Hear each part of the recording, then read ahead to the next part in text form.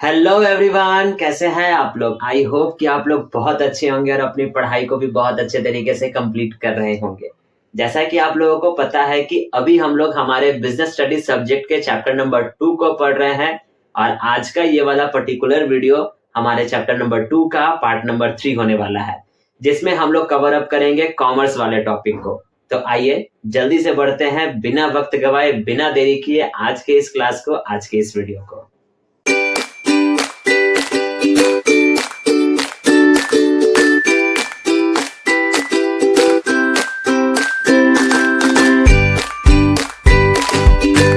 जैसा कि मैंने अभी आपको बताया कि आज के इस क्लास में हम लोग हमारे बिजनेस स्टडीज सब्जेक्ट के चैप्टर नंबर 2 के पार्ट नंबर 3 को पढ़ेंगे और आज के इस क्लास में हम लोग पढ़ेंगे हमारे सेकंड वाले बिजनेस एक्टिविटीज को, जो हमारा कहता है कॉमर्स। अगर आपने चैप्टर नंबर 2 के इंट्रोडक्शन क्लास को पढ़ा होगा तो मैंने आपको बताया था कि बिजनेस एक्टिविटीज को दो अलग अलग पार्ट्स में बांटा गया है। पहला वाला कहता है हमारा इंडस्ट्री, दूसरा वाला कहता है हमारा कॉमर्स। इंडस्ट्री को पूरा हम लोगों ने कवर अप किया है और आई होप कि आपने अच्छे तरीके से इंडस्ट्री वाले पार्ट को पढ़ा भी होगा। और अगर आपने अभी तक कवर अप नहीं किया है तो उन सभी वीडियोस का लिंक, या फिर यूं कहा जाए कि चैप्टर नंबर 2 के पार्ट नंबर 1 और पार्ट नंबर 2 का वीडियो का लिंक आपको नीचे डिस्क्रिप्शन बॉक्स में मिल जाएगा और ऊपर आई कार्ड पे प्लेलिस्ट का भी लिंक आ रहा होगा, जहां से जाकर कर आप चैप्टर नंबर 2 के पार्ट नंबर 1 और पार्ट नंबर 2 को कंप्लीट और कवर अप कर सकते हो। आइए पढ़ते हैं हम लोग हमारे सेकंड वाले बिजनेस एक्टिविटीज को, जो हमारा कहता है कॉमर्स। लेकिन कॉमर्स को पढ़ने से पहले हम कुछ बातों को हाईलाइट करना चाहेंगे। हाईलाइट क्या करना चाहेंगे? अगर आपने इंडस्ट्री को पढ़ा होगा तो आपको ये पता चल गया होगा कि इंडस्ट्री का बस केवल काम होता है वस्तुओं को बनाना, मैन्युफैक्चर करना, बस उसकी उतनी ही जिम्मेदारी है। वस्तु बन गया, गुड्स बन गए, इंडस्ट्री का काम खत्म। लेकिन क्या इंडस्ट्री में बने हुए प्रोडक्ट्स बस केवल इंडस्ट्री में ही रहेंगे, मार्केट तक नहीं आएंगे? अब आप कहोगे एकदम आएंगे। जब तक मार्केट तक नहीं आएंगे तो हम लोग खरीदेंगे कैसे? हमारे हाथ में ये मार्कर कैसे होता? अगर बस केवल ये मार्कर अगर इंडस्ट्री में ही बना हुआ होता और इंडस्ट्री में ये मार्कर पड़ा हुआ रहता तो हमारे हाथ में आता ही नहीं, अगर मार्केट तक नहीं पहुंचता तो बने हुए प्रोडक्ट्स इंडस्ट्री से मार्केट तक पहुंचाने की जिम्मेदारी अगर कोई उठाता है या किसी को रिस्पॉन्सिबिलिटी मिलती है तो वो किसको मिलती है? कॉमर्स को मिलती है। और वही यहाँ पर कहता है कि एक इंडस्ट्री के लिए अगर कोई बैकबोन बनकर कर खड़ा रहता है तो वो हमारा कॉमर्स रहता है। इसी कारण से मैंने आज का फर्स्ट वाला जो सेंटेंस और फर्स्ट वाला जो पॉइंट लिखा है वो यही लिखा है कि commerce is considered as backbone of industry. Commerce को जो है वो इंडस्ट्री का बैकबोन कहा गया है, क्योंकि बिना कॉमर्स के इंडस्ट्री जो है वो कुछ भी नहीं है। क्योंकि मैंने अभी आपको बता दिया इंडस्ट्री का बस केवल काम था वस्तु को बनाना, दैट्स इट। उसका काम वहीं पर था, वो अपना सामान को बना दिया, उसका काम खत्म हो गया। लेकिन जब तक वो सामान इंडस्ट्री से मार्केट तक नहीं पहुंचेगा तब तक तो वो इंडस्ट्री दूसरा सामान नहीं बना पाएगी। अब जब पहला वाला सामान ही नहीं बिका, पहला वाला सामान ही नहीं निकला तो दोबारा वो सामान क्यों बनाएगी? तो इंडस्ट्री यानी कि प्रोडक्शन ऑफ गुड्स, जो भी बना हुआ सामान है वो हमारे इंडस्ट्री से मार्केट तक पहुंचाने की जिम्मेदारी कौन उठाया? कॉमर्स उठाया। और उस बने हुए गुड्स जो हमारे इंडस्ट्री से निकले और मार्केट तक पहुंचे, उस बीच में एक बहुत बड़ा गैप आता है और उस गैप को फिल करने की जिम्मेदारी कौन उठाता है? कॉमर्स उठाता है। और उस गैप को फिल करते दौरान बहुत सारी समस्याएं आती हैं, बहुत सारे हर्डल्स आते हैं, बहुत सारे प्रॉब्लम्स आते हैं। तो उन प्रॉब्लम्स को सॉल्व कौन करता है? कॉमर्स करता है। उन हर्डल्स को पार कौन करता है? तो कॉमर्स करता है। इसी कारण से इस कॉमर्स को इंडस्ट्री का बैकबोन कहा गया है। आइए अब इसका डेफिनेशन क्या कहता है, आपका किताब क्या लिखता है कॉमर्स का डेफिनेशन, उसको देखते हैं। कॉमर्स का डेफिनेशन कहता है क्या है? Commerce refers to all those activities, यानी कॉमर्स उन सभी एक्टिविटीज को बताती है या दर्शाती है जो रिलेट करती है distribution of goods and services को। यानी कहने का मतलब वही हो गया कि कॉमर्स उन सभी एक्टिविटीज को कहता है या बताता है या दर्शाता है जिसमें कॉमर्स अपने आप को इन्वॉल्व करता है। कॉमर्स एक जिम्मेदारी उठाता है डिस्ट्रीब्यूशन ऑफ गुड्स का, यानी कि वस्तुओं को बांटने का। वस्तुओं को बांटने का मतलब क्या हो गया? कि इंडस्ट्री से वस्तुओं को उठाना और मार्केट तक पहुंचाना, और इसकी जिम्मेदारी अगर किसी को मिलती है तो बस केवल जिम्मेदारी किसको मिलती है? कॉमर्स को मिलती है।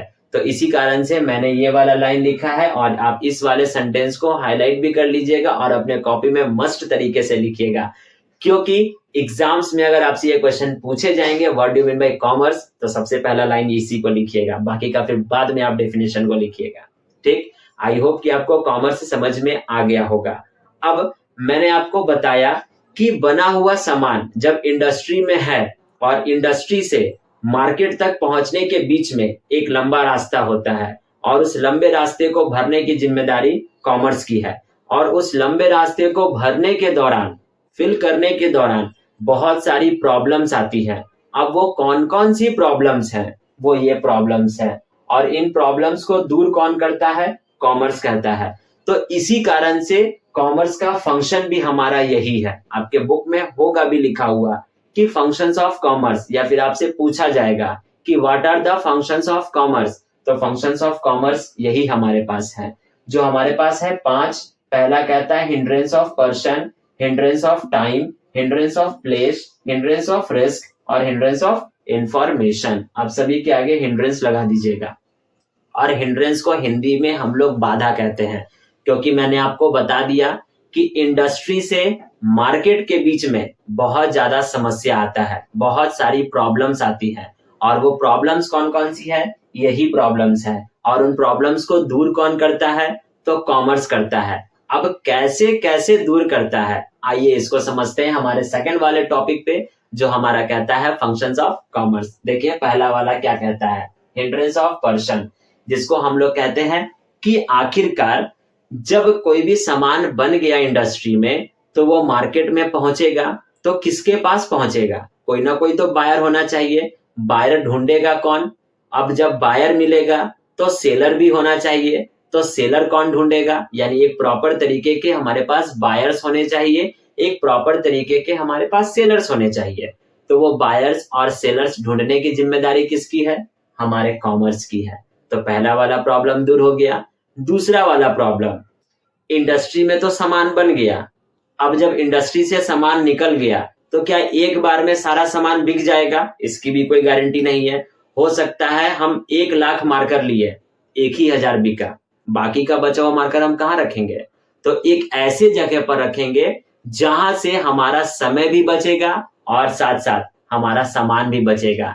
तो दूसरा वाला हमारा समस्या कहता है हिंड्रेंस ऑफ टाइम, और इस टाइम के गैप को कौन फिल करता है? हमारा वेयर हाउस के तौर पर फिल करता है, ताकि हम उस बने हुए सामान को उस जगह पर रखेंगे जहां पर हमारा सामान खराब भी ना हो और आसानी से हम तुरंत गए और सामान लेकर कर चले आए। अब मान लिया जाए कि मार्केट हमारा पटना में है और हम अपने वेयर हाउस को रख लिए मुंबई में, तो आने जाने में ही 5-6 दिन का समय लग जाएगा, तो फिर तो और ज्यादा समस्या बढ़ गया। तो इस समस्या को दूर कौन करेगा? कॉमर्स करेगा।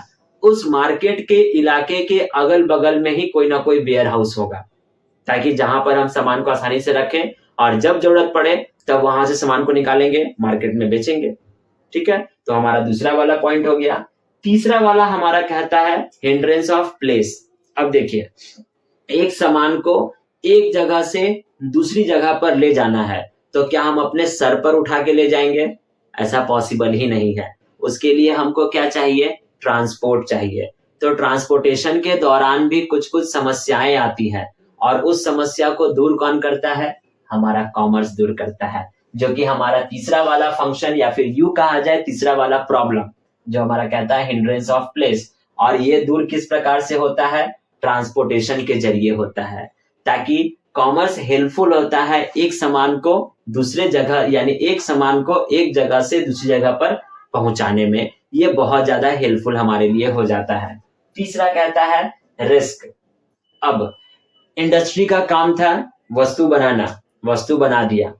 अब गुड्स जो है वो इंडस्ट्री से, फैक्ट्री से निकल भी गए, मार्केट तक पहुंच भी रहे हैं। पहुंचने के दौरान बीच में ही हो सकता है ट्रक एक्सीडेंट कर जाए या चोरी हो जाए। अब ये भी एक प्रकार का रिस्क है, जो कि हम लोग बिजनेस रिस्क में ऑलरेडी पढ़ चुके हैं। अब इसको कौन फिल करेगा? इस रिस्क को कौन दूर करेगा? इस रिस्क को दूर कॉमर्स करेगा। कैसे दूर करेगा? उन गुड्स का इंश्योरेंस करवा के दूर करेगा, ताकि अगर सामान गिर जाए, सामान चोरी हो जाए या सामान खराब हो जाए या सामान में आग लग जाए या कुछ भी हो जाए, सारी की सारी जिम्मेदारी किसको मिलेगी? कॉमर्स को मिलेगी। और ये रिस्क किस प्रकार से कवर अप होगा? इंश्योरेंस करवा करके कवर अप होगा। तो ये था हमारा चौथा वाला फंक्शन ऑफ कॉमर्स, या फिर यूं कहा जाए चौथा वाला समस्या ऑफ कॉमर्स। ठीक है, सॉरी मतलब समस्या इंडस्ट्री के लिए, हमारे लिए नहीं। देखिए नेक्स्ट हमारा कहता है हिंड्रेंस ऑफ इंफॉर्मेशन। अब देखिए, एक कस्टमर आपके सामान को क्यों खरीदेगा? एक कस्टमर के पास आपके सामान की कितनी जानकारी है?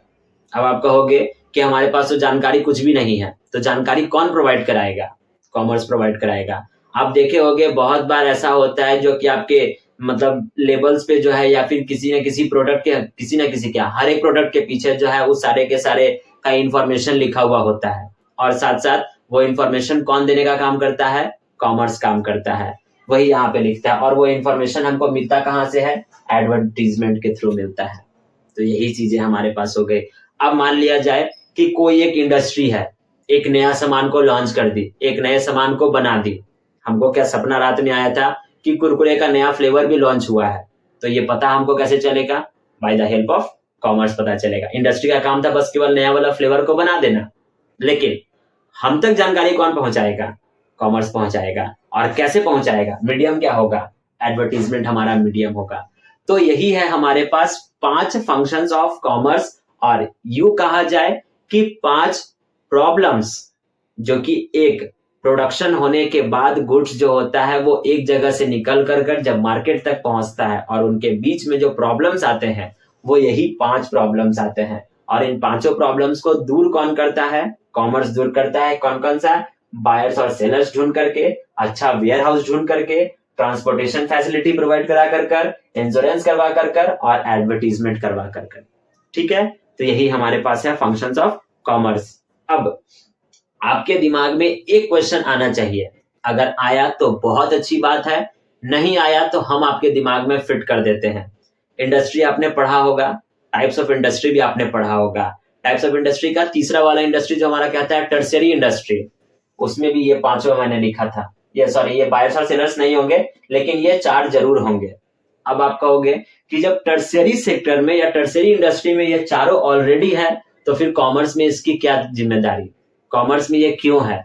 तो मैं आपको बता दूं कि टर्शियरी सेक्टर में जो ये चीजें आ रही थी वो बस केवल सर्विसेज जो प्रोवाइड करा रहे थे, या टर्शियरी सेक्टर वाले जो सर्विसेज जो दे रहे थे, चाहे वो वेयर हाउस के तौर पर दे, या ट्रांसपोर्टेशन के तौर पर दे, या इंश्योरेंस के तौर पर दे, या एडवर्टीजमेंट के तौर पर दे, वो बस केवल इंडस्ट्री को दे रहे थे। जो भी फैसिलिटीज वो लोग दे रहे थे वो बस केवल इंडस्ट्री को दे रहे थे। लेकिन इंडस्ट्री को मिलने के बाद क्या कॉमर्स के पास फैसिलिटीज नहीं चाहिए? कॉमर्स को फैसिलिटीज भी चाहिए, और कैसे चाहिए मैंने आपको बता दिया। तो इसी कारण से ये जो फैसिलिटीज मिल रही है वो कॉमर्स को मिल रही है। और टर्शियरी सेक्टर में जो हम लोगों ने जो फैसिलिटीज पढ़ी थी, या टर्शियरी सेक्टर में आने वाले जो इंडस्ट्रीज हमने पढ़े थे, उनमें जो सर्विसेज मिल रही थी वो बस केवल इंडस्ट्री को मिल रही थी। तो वो बस केवल इंडस्ट्री के लिए, और ये बस केवल कॉमर्स के लिए। दोनों एक दूसरे से अलग है, ये बात आप याद रखिएगा। ठीक, तो अभी हम लोगों ने कॉमर्स पढ़ा, फंक्शंस ऑफ कॉमर्स पढ़े, और आई होप कि आपको फंक्शंस ऑफ कॉमर्स और कॉमर्स दोनों अच्छे तरीके से समझ में आ गए होंगे। अब इस वाले टॉपिक पे और बचता है क्या कि कॉमर्स कितने पार्ट में बटा है। तो मैंने आपको बताया था कि कॉमर्स 2 पार्ट में बटता है, ट्रेड और ऑक्सिलरीज टू ट्रेड, जिसको हम लोग अपकमिंग वीडियोस में कवर अप करेंगे, और जल्दी से हम अपने चैप्टर नंबर 2 को भी कवर अप करेंगे।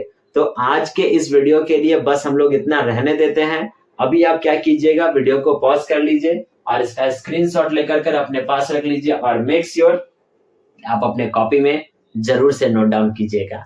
तो आज के इस वीडियो के लिए बस इतना ही। अब हम लोग मिलेंगे हमारे चैप्टर नंबर 2 के पार्ट नंबर 4 पे।